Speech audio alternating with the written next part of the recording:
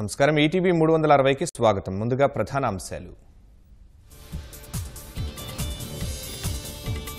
రంగవల్లులు, గంగిరెద్దులు, పిండి వంటలు, రాష్ట్రమంతా ఘనంగా పండుగ సంబరాలు. కృష్ణా, గోదావరి జిల్లాల్లో జోరుగా కోడి పందాలు.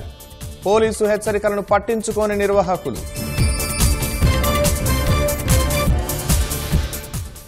రైతులకు 9 గంటల ఉచిత విద్యుత్, విధి విధానాల ఖరారుకు సీఎం ఆదేశం.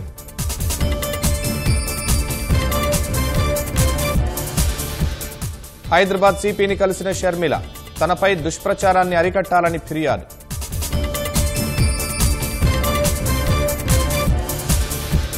బాపట్లలో యువతి అపహరణకు యత్నం, దుండగులకు దేహశుద్ధి చేసిన స్థానికులు.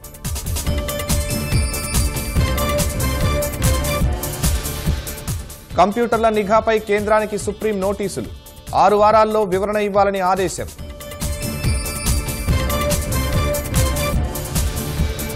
ప్రయాగ్రాజ్లో రేపటి నుంచి అర్ధ కుంభమేళా, 15 కోట్ల మంది భక్తులు తరలివస్తారని అంచనా.